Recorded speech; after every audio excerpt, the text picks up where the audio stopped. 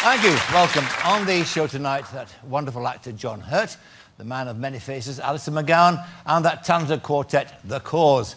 Now, my first guest seems to live her life in the tabloids. If they don't have at least one story a week about her, they start to worry.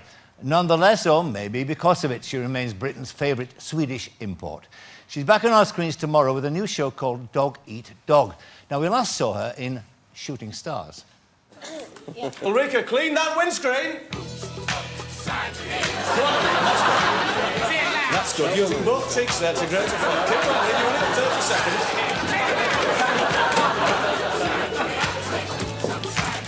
That's it, to The wonderful world of showbiz. Ladies and gentlemen, Ulrika Jonnson.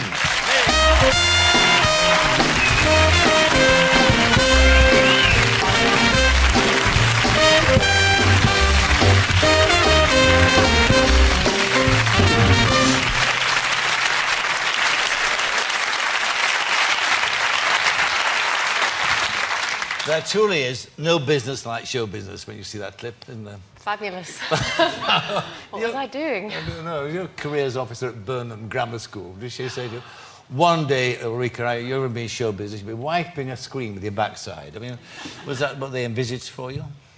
Well, it was the highlight, certainly. It's been downhill since then, really, yeah. That would be one of the highlights, would it? Certainly that and Eurovision Song Contest and this, probably. And this, of course, yeah. It's interesting, you know, when you look at your life story, actually, because Burnham Grammar School is where you went to, and you went there as a, what, a 12, 13-year-old girl? Yeah. With English as your second language. And you came out of it and with, what, 8 O-levels and 3 A-levels, and went to become a secretary. Yes. A highly qualified secretary. But why? Why you should have gone to university? I should have done, yes. And I earned myself a place at London University to study speech and drama. And French as well, I think, actually. And I decided to take a year out. And my mum said, if you're going to be an actress, you're going to be unemployed most of the time, so do a secretarial course. Oh, I see. So I did a secretarial course in Oxford. And after that, I was just itching to get out to work, really. I couldn't bear to live on the £20 a week that my parents had given me. Sorry, Mum. Probably 120, but no, it was £20, and I just really, really wanted to go out and work. I wanted to sort of... I was itching to get... I couldn't... The thought of studying for another 4 years was a bit too unbearable. A question I've always wanted to ask a Swede is we have our own concept of what Swedes are like. First of all, you tell me what you believe Swedes believe that we think of them.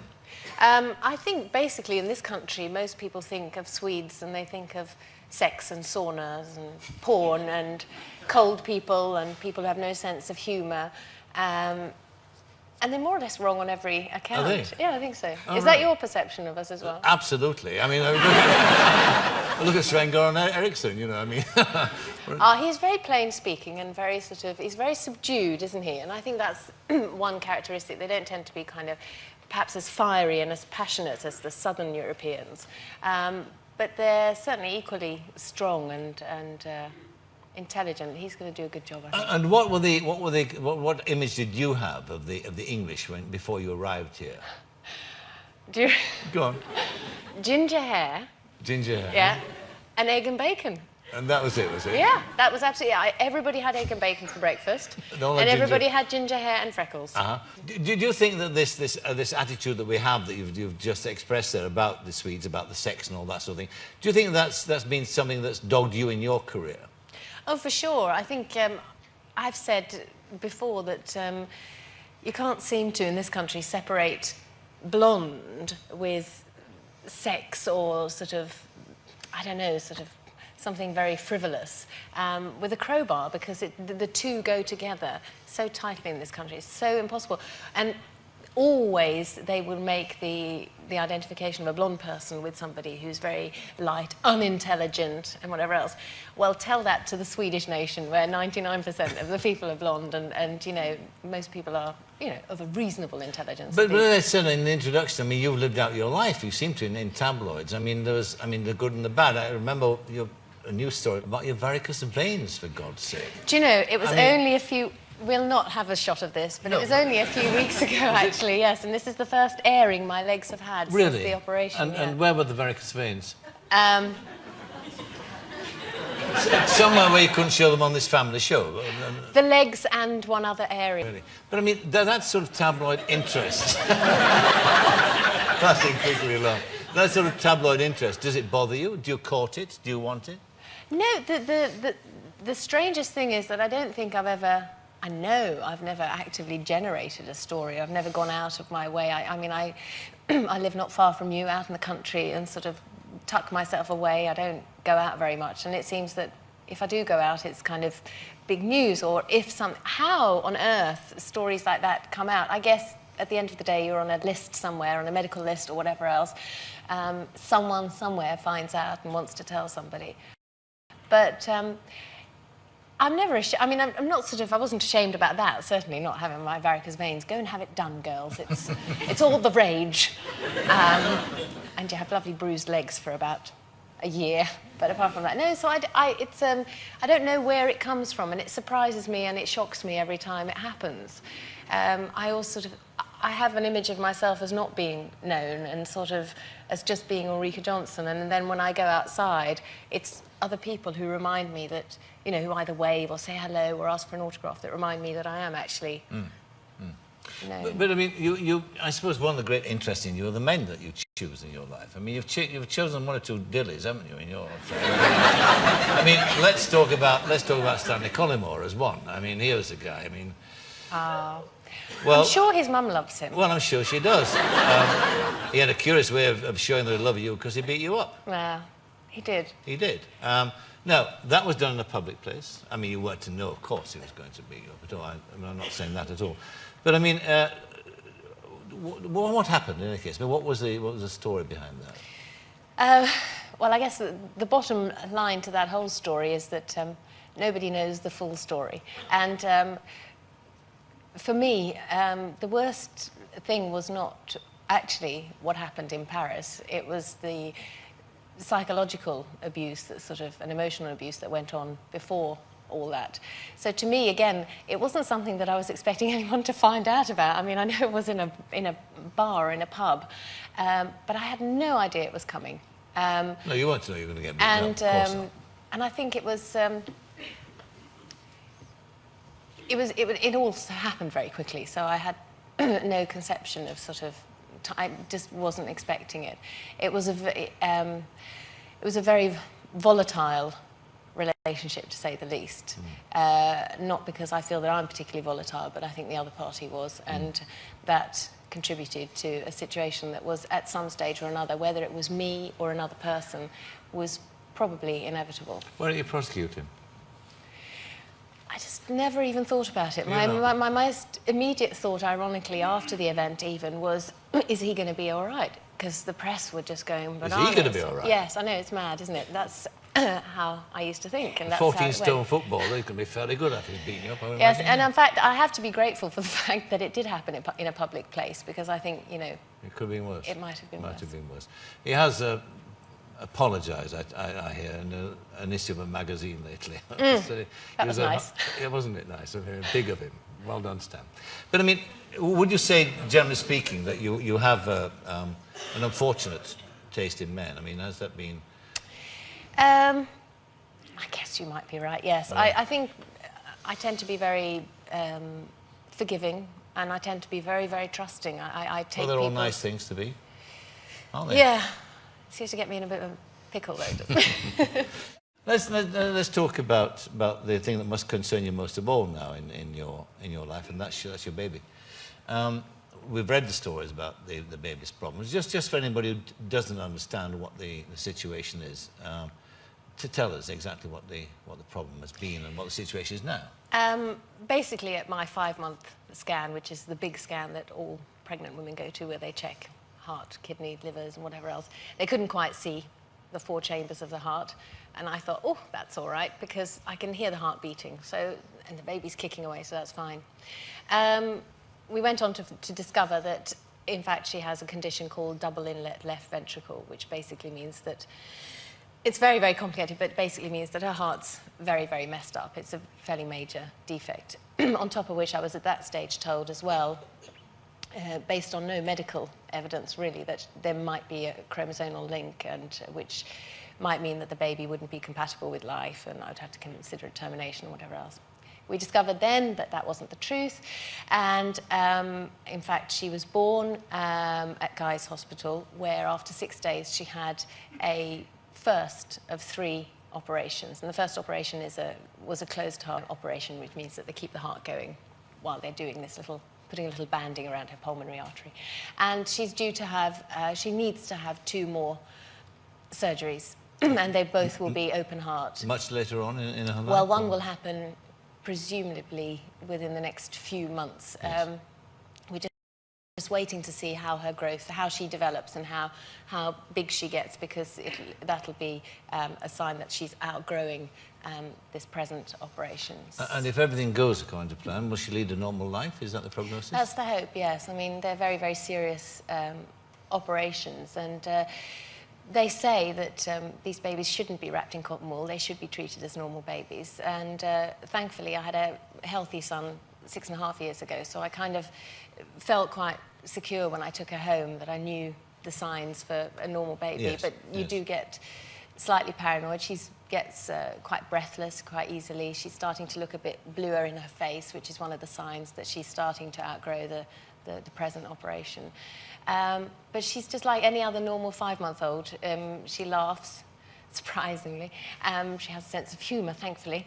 And she's just cute and very bright and very, very alert. And she doesn't sleep during the day. But she's quite good at night. And then, of course, you had this other terrible thing happen to you because your partner, the father of the child, left you.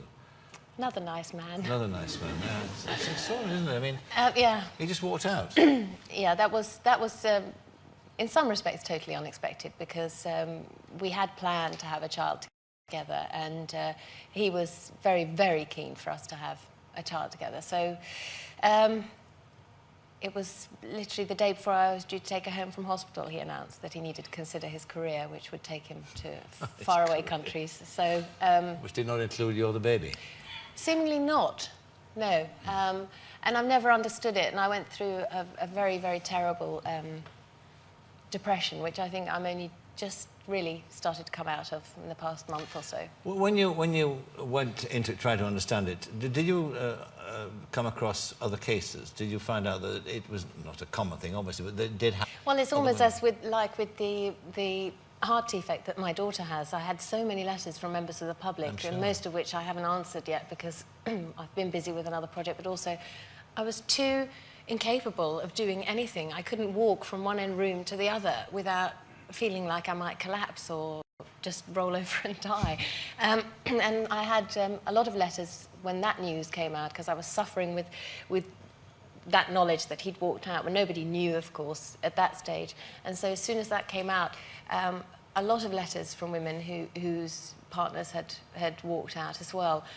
And, you know, I'm not the first woman that it's going to happen to, and I probably won't be the last. Under your circumstances? No, not with sick children, perhaps, no, but certainly with yes, a similar pregnant. situation. Yeah. Or as soon as the child comes along. So, you must have a very low opinion of men, actually, I would think. Strangely enough, I don't. I think that you can't tar everybody with the same brush, and I think I have a great. I love men. I love the company of men. I love the company of women. So, and finally, I'm beginning to get my sort of enthusiasm for life back now, and I don't think I have much energy just at the moment to sort of be for a man, strangely enough. And I don't know how trusting I would be now. I'm sure.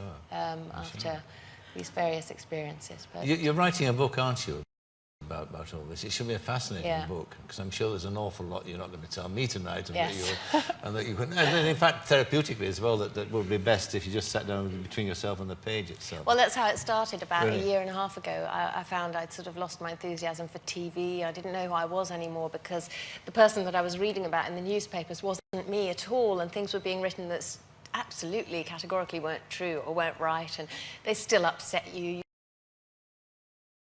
to the person that you are and the person that everybody else perceives you to be.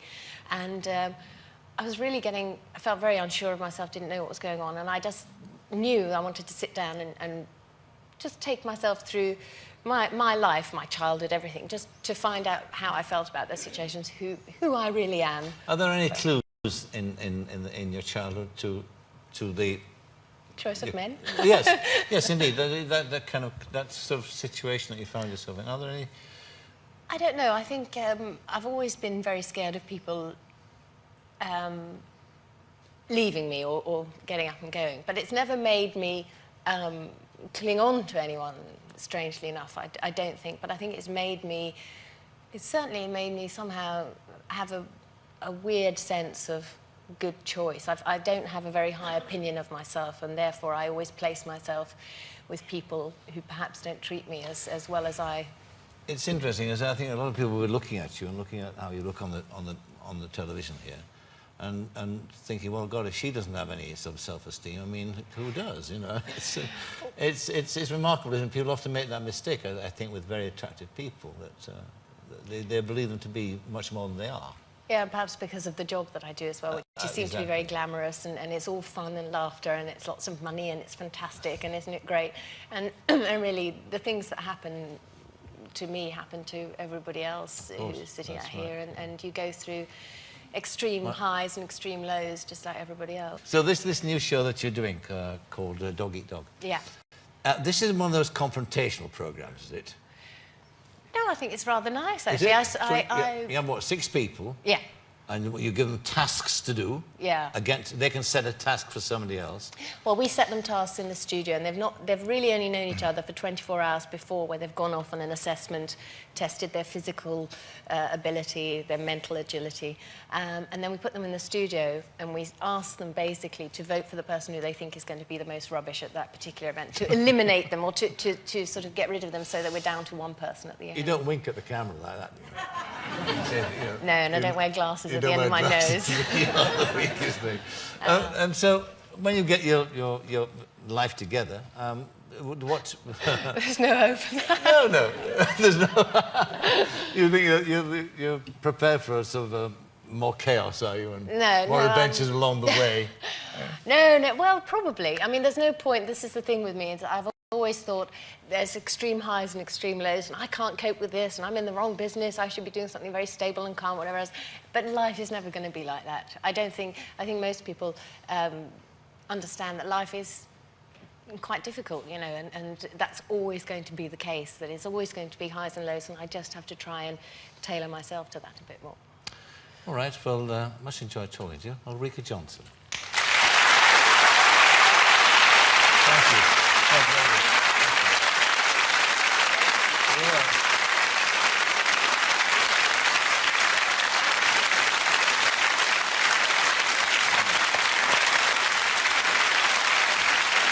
Music now from a band that have been called the most stylish siblings in pop. Their second album, Talk on Corners, was the biggest selling album of 1998, bringing them fans as diverse as Mick Jagger and Luciano Pavarotti. Here singing So Young from it, please welcome the Corrs.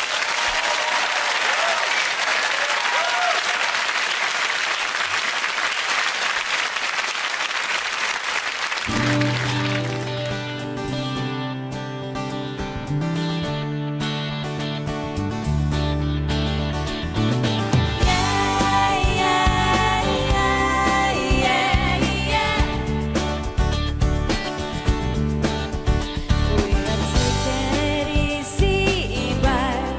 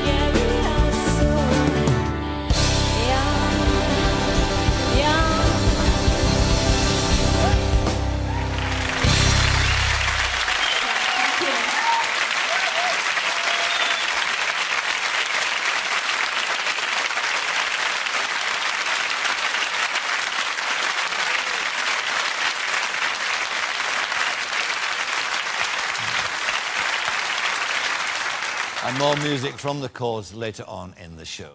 Now, my next guest makes multiple personalities his living on his television show Alistair McGowan's Big Impression, which starts a new series a week on Sunday. He becomes David Beckham, Terry Wogan, Robert Williams, Woody Allen, anyone else he cares to lampoon, including someone not a million miles from this studio. Ladies and gentlemen, Jerry Hall!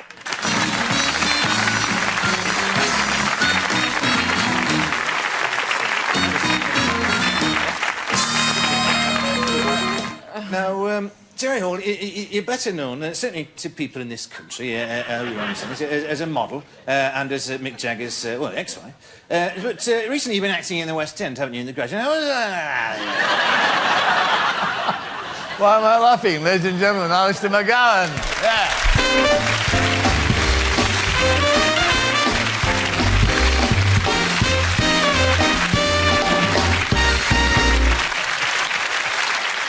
Oh, dear. See, look, she's done it again. I hate him. That's the one thing I hate. I don't mind the impression. He said when he does that with my... Look, you can't see my the whites. It's very vulgar, Alistair. We do the same with Richard Madeley, actually, now. Do you? Yeah, he's got very long arms, so we lift his shirt cuffs up a bit, so you're not alone. Richard Madeley is one of my favourites. We're going to show that, actually, clip in just a moment. He's one of the new ones, isn't he? He's one of the new ones, yeah. There's a few new ones this time, and a few old favourites. But what are the ones that you find difficult? Well, it's easier, really, to do older people or people who've got beards or something that you can put on and be identified by. It's the younger people who are the hardest to do. I mean, last series we had some stuff written for Michael Owen, for example, and, you know, I could do the voice of Michael, so I thought maybe we could do Michael Owen, but it was just really difficult because you just had nothing to put on, so, you know, you can't make yourself look that shiny, and, hey! Last week you had Robbie on, didn't you? I In this did. very chair. Yeah, that's right. And he was another one. You know, we had him on last time, did some sketches with him, like, you know. And you can do the voice, that's all right. You know what I mean? It's not bad, is it? But we just couldn't. We had this lovely song. Well, I thought it was a lovely song that I'd written for Robbie about how, I don't know if you've noticed this, but when he walks around, so he has to sort of, he sticks his bum out. So I had this thing about him being like a monkey, and I'd written this whole song about Robbie Williams and his simian ways, and it included the line, and so it's my prognosis that I am part proboscis, which I thought was the best thing I'd ever written. You mentioned there the way that he walked reminded you of an animal. In fact, I believe that lots of... You get a clue, don't you, to people by associating them with an animal. And how does it work? Give me examples. Someone like Robbie, obviously, there, and it initially started from years ago when I was working on the comedy circuit. I used to do Moira Stewart, who I haven't done in this series, but the thing with Moira is that it's just a vocal thing, is that she always sounds to me like she swallowed a fly. So it can help the sound sometimes, like with Wogan as well. There's another one where the sound, I described it, and I suddenly thought, what is it, what is it? And I thought, he's like a rabbit trapped within the body of a killer whale. So if you think of Wogan, he has this little voice like that, doesn't he, when he's presenting, and it's all, there we are, yeah, like a little rabbit there looking at the headlights, and then suddenly he'll start to growl and go like that. And you realise that there's those two things working together. But sometimes it is the physicality, like with Dot Cotton, you know, it's that kind of neck, really, isn't it? It's all sort of, it's a bit like a tortoise or one of the little dogs you see on computers whose necks go like that, little wobbly dog. But it's like a tortoise, really, it just keeps coming out and going back in again. Sorry, Mark, what you were saying, darling. It's very brave you're doing Dot Cotton. It does work. Oh, no, I was really pleased with All right, that. we've got a clip, actually. Let's have a look at the Dot Cotton clip coming up here. It's just that I think your Mark might be involved in some criminal activity. Do you mean he's been a good boy ever since he was a top dog? Well, how comes he's never short of a bob or two, but he says he gets all his money from the stall? But what sort of a stall is it, Paulie? What stall he's got, Dot? Yeah, well, don't that seem odd to you? No, it does not, Dot. Because all anyone ever eats in this place is bacon and egg. No one don't never eat nothing else. So who's buying all his fruit? It isn't under that. I think you're talking a load of rot, Dot. Well, I don't want to shock you, Pauline, but I just think... You think he's got in with a bad lot, Dot? I just think the fruit store may be a front, and secretly he's selling heroin or... Not pot, Dot.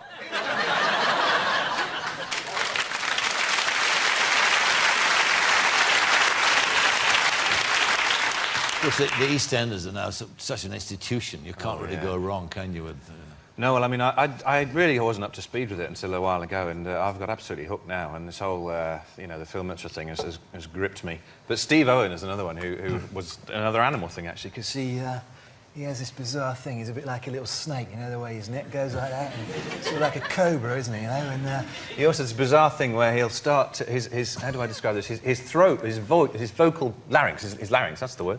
His larynx will engage before his lips start to work. So you always get this thing with Steve where he'll go, well, I was wondering if... yeah, what do you think? So he does a lot of that. But no, he was great.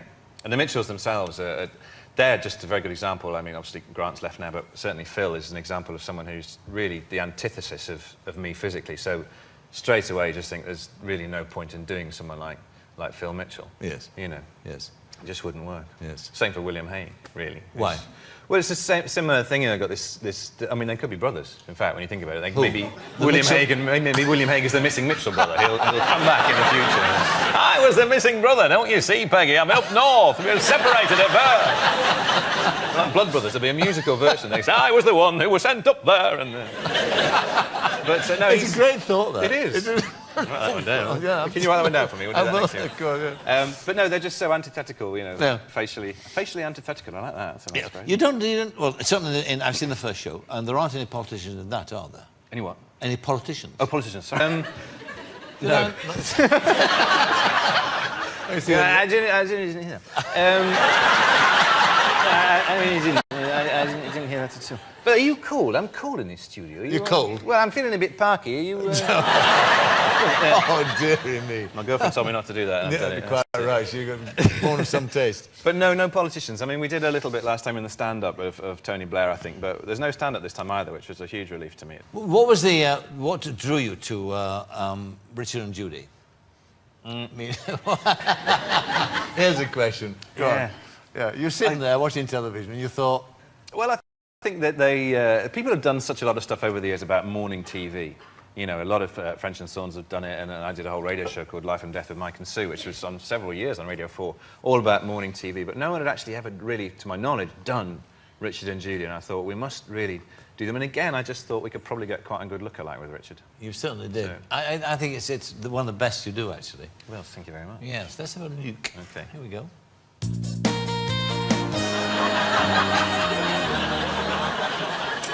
Welcome back. Thought I was doing that one. No, of course, doesn't matter at all. Welcome back. Right, so, coming up later on in the programme, we'll be talking to Ulrika Jonnson. I know I'm looking forward to that one. No, but of course, Ulrika is from Sweden, and later on this morning, you can win a trip to Stockholm in our... Do you know, I was thinking about Sweden the other day, actually. Well, it was last winter, in fact, and I was drawing the curtains at home. We got up late. Do you remember this? No. Don't worry. I was drawing the curtains, and I thought, you know, I'm going to have to draw them back again in a couple of hours. And I thought, you know, in Sweden, they only get a couple of minutes of sunlight in winter, don't they? Do they? Oh, yeah, a couple of minutes, yeah. That's very well known, actually. Yeah. Is it? Oh, yeah. And I thought, you know, imagine that, if you're in Sweden, right, drawing all the curtains, if you had a really big house, you know, drew all the curtains, all the rooms, in winter, yeah, by the time you'd done them, it'd be time to draw them back again, wouldn't it? Yeah. Just a thought. Yeah. So, Sweden, later on, the competition, and Ulrika. But before that, have you ever wondered... And another thing about Sweden, right? Highest suicide rate in Europe. Oh, is it? Oh, yeah, that's very well known, yeah. It's because they're dark, you see. Yeah, they get depressed by it, the Swedes. Why don't they just put a light on? It's a good point. That is a very good point. Yeah. Any other thoughts on that? Give us a call. Why do Swedes kill themselves? Yeah, maybe it's all the curtain drawing. Who knows? I don't know. Anyway, back in a minute.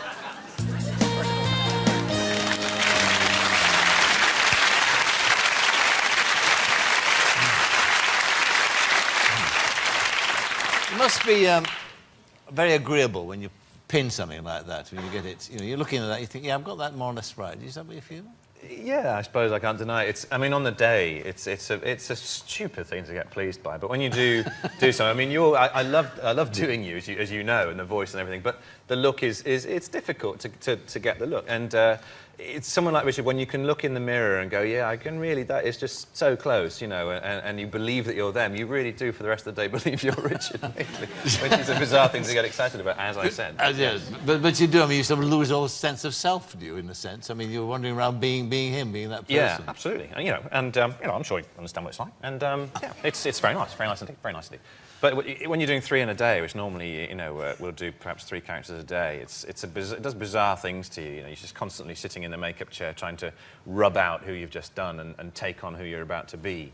And you do start to think like the people, and there's a lot of wish fulfillment in it, and there's a lot of sort of, I don't know how to describe it really, but it is. I mean, like doing Gary, I always love being Gary Lineker, I don't know why. I just think, does it mean that maybe secretly deep down I long to be him personally? I don't know. But, so it's all in the can, and it goes to air a week on Sunday? Week on Sunday. That's right. And you must be fairly knackered now, I think. Absolutely, completely, thoroughly. All of me. All of you. We're very tired. So to rest and then what? Are you going back to the stage? Because last year when you after your series, you did art, didn't you? Yeah, that was fantastic. Yeah. It was a real honour. But this time I would like to take a long rest, really. I need one. All right, fine. Well, you deserve it. And all the best with the show. Alistair McGowan.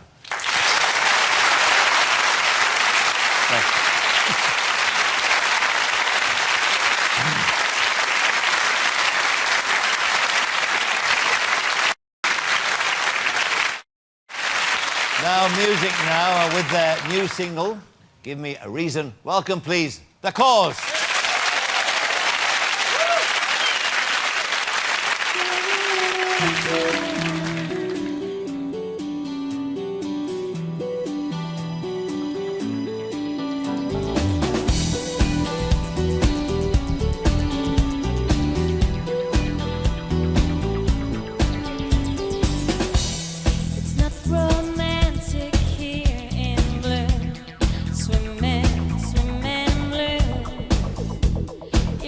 Me lonely and confused. Question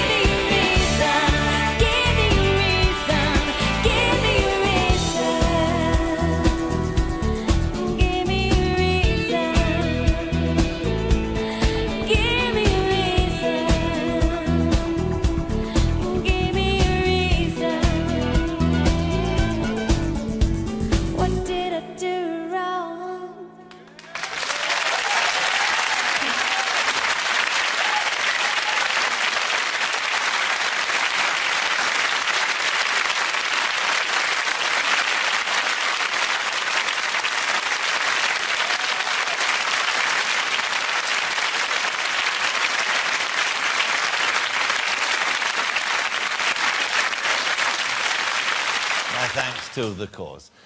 My final guest is one of the best actors in the business. Think of The Naked Civil Servant, The Elephant Man, Midnight Express. He's versatile in a Hollywood movie, the next appearing in a Beckett play. His latest venture is a much-heralded film version of the best-selling novel Captain Corelli's Mandolin. Ladies and gentlemen, welcome, please, John Hurt.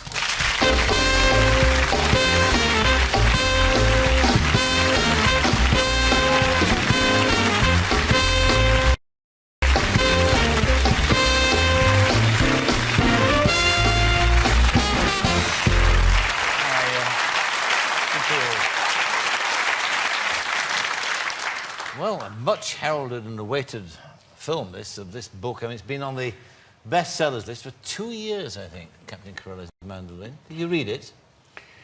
I have now. Yeah. Afterwards? Well, I hadn't read it before. You hadn't? No, I hadn't. And this is no secret. I did say to Louis de Bernier that I hadn't read it when he came over to visit the set. And I never do, because I think it, you know, you have so much baggage to carry with you.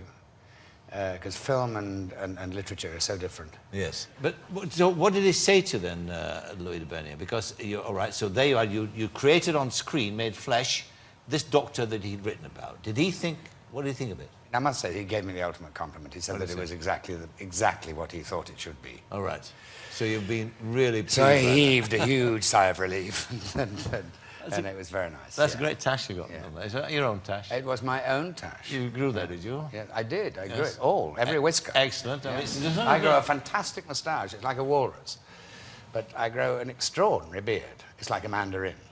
And somehow the walrus and the mandarin doesn't go together. So I either use one or the other. Well, that's exactly right for that character. It's very patrician. And that's what the man is himself, this leader and... He is. He's the big intellect. He's the sage in a small society. Yes. Yeah. And the relationship with his daughter, I think it's marvellous, the girl Penelope Cruz, who plays your daughter. She's the most wonderful actress. It's central, and it's very, very touching. When you get a script like this, it's a real rarity, you know, when you have something which they're prepared to spend a bit of money on and make into a big film. And you have the opportunity to play a part like that. It's a rarity, and it doesn't happen very often in your lifetime. And what about, you worked, of course, on this film. Penelope Cruz, as I said, there's the three of you, the main people. There's yourself, Penelope Cruz, your daughter, and Captain Corelli, who's played by Nicolas Cage. Yes, the wonderful Nicolas Cage. Now, but Hollywood superstar. Absolutely. Did he behave like the superstar? Well, he does, because, Nicholas understands Hollywood. That is what he understands, and that is the way in which he behaves. So it's not... I don't think it's peculiar that he should be rather grand in terms of our behaviour. Well, what was the difference? Well, how can I put it, I suppose? Really, in a sense... just as an image. I mean, he would arrive on the set in a Mercedes with dark windows and a lot of dust behind it. And I would arrive behind it on my moped. Know your place. And thank God the Sparks gave me a certain applause for that. But have you ever lusted after that kind? You made 90 movies, when all said and done. Have you ever lusted after that kind of lifestyle, that kind of entourage? Oh, no. I mean, I would be laughed off the stage for that kind of behaviour. But you see, the point is I wasn't brought up that way, you know? I was brought up in the vicarage. Yes, in Derbyshire. I couldn't possibly behave that way. So, but the point is, Nicholas was. And I think that's something that is... I have to say that John Madden was always aware the director. Yeah, absolutely. I knew that that's the way, you know, the way things would be, and that's how it should be, as far as he was concerned. Yes. And it wouldn't have been fair to criticise him in any sense for that, because that's just how he understood Hollywood. Films were made. Yeah, yes. exactly. And that's the first film he's ever made outside of Hollywood, I might say. You've always said that your career was based on or started by one part, and that was the Naked Civil Servant. Well, I mean, it's the old story, isn't it? Certainly Jack Nicholson, whenever he was asked what the most important film that he'd ever made, and he always says, Easy Rider, Yeah. because that's the one that made him. Yeah. And changed the perception of him, both to the public and also to the industry. And without question, that's what happened with me with Naked Silver Servant. It was a very brave piece of filmmaking, wasn't it, at the time? What are we talking about now? We're talking 1975. 75. I mean, there were different perceptions and different rules about it in those days. And Whoa. Sexuality in those days was it still a criminal offence? It was, wasn't it? Well, no, I don't think it was. I don't think it was a criminal offence over the age of whatever it was. But certain attitudes toward it were very different than they are now. I mean, there's no question of that. I mean, many people said, "Don't do that. You'll never work again," and so on. And I said, "But it's not about homosexuality. Actually, it's about the tenderness of the individual, as opposed to the cruelty of the crowd, really." What about Quentin Crisp? Because obviously you knew him, you met him. Is there a problem when you meet somebody like that who's alive and you're playing him, that you base it too much, becomes, in a sense, a kind of impression of him?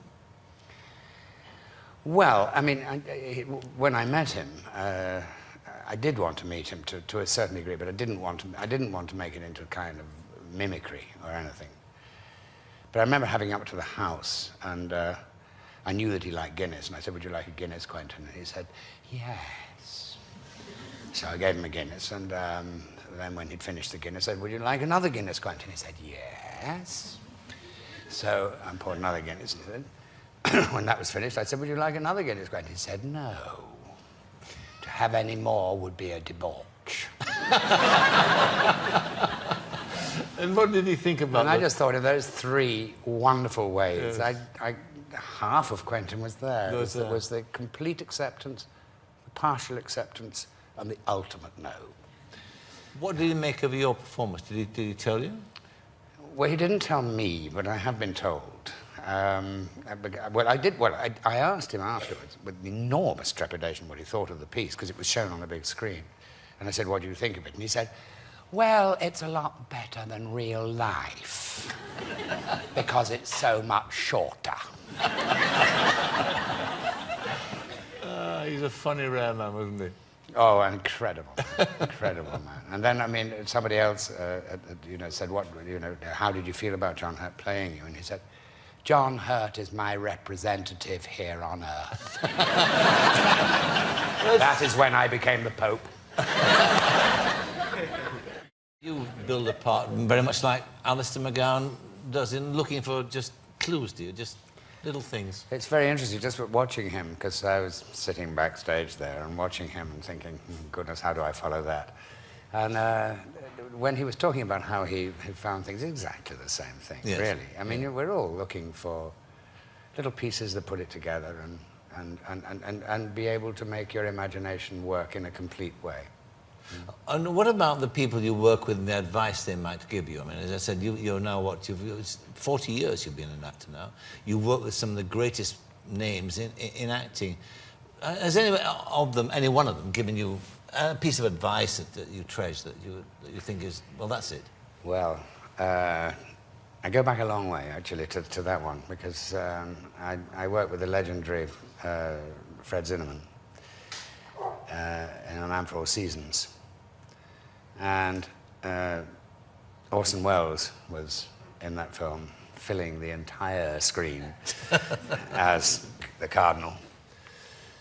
And I remember sitting around having a little conversation with him at some stage. Well, I say I was a quiet mouse, but there was a conversation. And he was saying that experience didn't really add up to anything. And I asked him, I said, "I don't quite understand what I mean, it doesn't, it's no benefit, you mean?" He said, "No benefit at all." And I said, "Well, why was that?" And he said, "The more experienced you are, the more choices you understand there are." Interesting thought. So when you're young, you just well, when you're young, you just go straight for it. You just, you just think that's the way it's going to be, and that's the way you're going to do it. How true is that? And then, the older you get, you realise that there are several other ways of approaching anything. You know? Yes. You've been 40 years acting. You're writing about your life now, aren't you? I am. You are. So I read Is that not right? You're writing a book about it. I'm jotting a few notes. Well, no, it's an interesting life, because, I mean, again, you have to revisit your childhood. You mentioned the vicarage in Derby. It was a rather sort of, what would be the word? A cool upbringing, wasn't it? Cool in the sense of being not a cuddly upbringing that you had. No, it wasn't. Certainly wasn't cuddly. I mean, I was sent away to school when I was 7.5, so the term time I was away, then I came back, and it certainly wasn't cuddly. No, it was tremendously warm. But it was not affectionate in cuddly terms. No, not that it would be accepted these days. And it wasn't ever, was it? I mean, it was not that sort of warm relationship. There's a story in the cuttings about what your father did to the cuttings that your mother kept when she died. Yes, that's a little story that was, yes, it was told me. I think it was because. What happened? Well, my mother kept an enormous amount, all my cuttings and so on, over the years. And when she died, my father burnt them. Burnt them? Yes, he burnt them. But I honestly don't think, and I can say this now because I had a very good opportunity of being with my father when he died last year. And I think that he was at a loss as to what to do with them. Quite honestly. He didn't know how to give them to me. And I think, I think that happens in human terms quite frequently. People don't know quite how to offer themselves to, whether it be their children or whether it be the other way around. By the time it had come to his death, as you said last year, were those feelings, had they been reconciled? I think so. I held him in my arms and I was very pleased to do so, yeah. What about the future? Do you plan the future, or do you just let it happen? I've never been somebody who had to play Hamlet, if you see what I mean. So, I mean, I think I call myself in the past a letterbox actor. What comes through, I'm very happy to read and see if it's possible, and if we can make it, we'll make it. Yeah. All right, John Hurt, thank you very much indeed. John Hurt.